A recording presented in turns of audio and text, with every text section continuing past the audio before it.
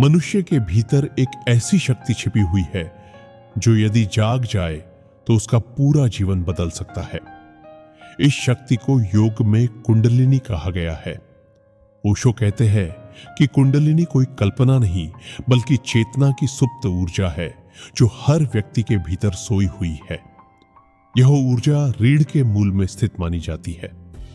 जब यह जागती है तब मनुष्य केवल शरीर या मन तक सीमित नहीं रहता बल्कि वह अपने वास्तविक अस्तित्व को जानने लगता है।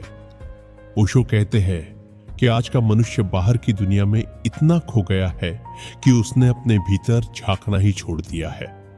लोग धन, प्रसिद्धि, रिश्ते और सफलता के पीछे भाग रहे हैं, लेकिन फिर भी भीतर खालीपन बना रहता है।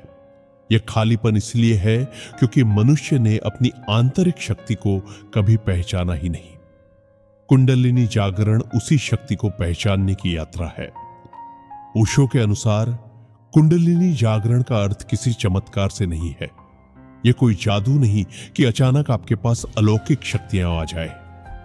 असली जागरण तब होता है जब व्यक्ति पूरी तरह जागरूक हो जाता है, उसकी चेतना गहरी होने लगती है, वह अपने विचारों, भावनाओं और इच्छाओं को देखने लगता है। धीरे धीरे उसके भीतर शांति उतरने लगती है। ओशो कहते हैं कि ध्यान ही कुंडलिनी जागरण का सबसे बड़ा माध्यम है। जब मन शांत होता है तब भीतर की ऊर्जा ऊपर उठने लगती है, लेकिन यदि मन इच्छाओं, क्रोध, भय और तनाव से भरा हो तो ऊर्जा नीचे ही भटकती रहती है।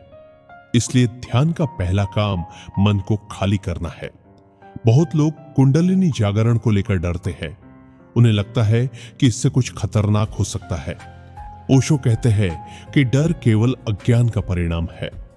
यदि जागरण स्वाभाविक रूप से हो, ध्यान और प्रेम के साथ हो, तो इसमें कोई खतरा नहीं।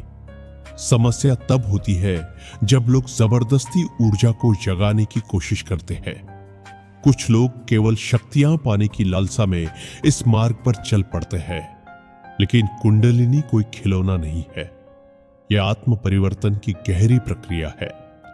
ओशो बताते हैं कि मनुष्य के भीतर 7 चक्र होते हैं। ये चेतना के 7 स्तर है। जब कुंडलिनी जागती है तो वह इन चक्रों से गुजरती हुई ऊपर उठती है। हर चक्र पर व्यक्ति के भीतर नया परिवर्तन होता है। मूलाधार से ऊर्जा उठती है तो भय कम होने लगता है। हृदय चक्र पर पहुंचने पर प्रेम जागता है। आज्ञा चक्र पर पहुंचने पर व्यक्ति के भीतर गहरी समझ पैदा होती है और सहस्रार पर पहुंचकर व्यक्ति परम शांति और आनंद का अनुभव करता है। लेकिन ओशो बार बार कहते हैं कि चक्रों और अनुभवों में उलझना भी एक बाधा बन सकता है। बहुत लोग ध्यान छोड़कर केवल अनुभवों के पीछे भागने लगते हैं। कोई रोशनी देखता है, कोई कंपन महसूस करता है, कोई आवाजें सुनता है और वहीं रुक जाता है। ओशो कहते हैं कि ये सब रास्ते के संकेत हो सकते हैं, लेकिन मंजिल नहीं। असली मंजिल है पूर्ण जागरूकता। ओशो के अनुसार कुंडलिनी जागरण के लिए सबसे जरूरी है सहजता। जितना अधिक व्यक्ति प्राकृतिक जीवन जीता है, उतना ही भीतर की ऊर्जा संतुलित रहती है। दबाव, रिप्रेशन और झूठा धार्मिक आचरण ऊर्जा को विकृत कर देते हैं। इसलिए ओशो हमेशा कहते हैं कि जीवन को पूरी तरह जियो, लेकिन होश के साथ जियो। वे ये भी कहते हैं कि प्रेम और ध्यान साथ साथ होने चाहिए। केवल ध्यान करने वाला व्यक्ति सूखा हो सकता है और केवल प्रेम में जीने वाला व्यक्ति भटक सकता है। जब प्रेम और ध्यान मिलते हैं तब भीतर संतुलन पैदा होता है। यही संतुलन कुंडलिनी जागरण को सहज बनाता है। ओशो ने डायनेमिक मेडिटेशन जैसी विधियां इसी कारण विकसित की। वे जानते थे कि आधुनिक मनुष्य का मन बहुत दबा हुआ है। उसके भीतर क्रोध, तनाव और पीड़ा भरी हुई है। जब तक यह सब बाहर नहीं निकलेगा तब तक गहरी शांति संभव नहीं। इसलिए पहले शरीर और मन को मुक्त करना जरूरी है, उसके बाद ही ध्यान की गहराई आती है। कुंडलिनी जागरण का एक बड़ा रहस्य यह भी है कि इसे पाने की कोशिश मत करो। ओशो कहते हैं कि जो व्यक्ति अत्यधिक लालसा से जागरण चाहता है वो अक्सर तनाव में फंस जाता है। जागरण तब होता है जब व्यक्ति शांत, समर्पित और जागरूक होता है।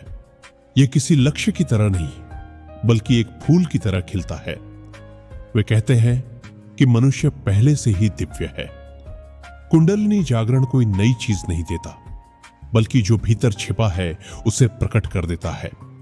जैसे बीज में पूरा वृक्ष छिपा होता है, वैसे ही हर मनुष्य के भीतर अनंत चेतना छिपी हुई है। ध्यान, प्रेम और जागरूकता उस बीज को अंकुरित करने का कार्य करते हैं। आज की दुनिया में लोग बाहर की तकनीक में बहुत आगे बढ़ गए हैं, लेकिन भीतर से खाली है। ओशो कहते हैं कि यदि मनुष्य ने अपनी चेतना को नहीं समझा तो सारी बाहरी उपलब्धियां भी उसे शांति नहीं दे पाएंगी। कुंडलिनी जागरण भीतर की यात्रा है, स्वयं को जानने की यात्रा। अंत में ओशो कहते हैं कि सत्य कहीं बाहर नहीं है, वह तुम्हारे भीतर ही सोया हुआ है। कुंडलिनी उसी सोई हुई चेतना का नाम है।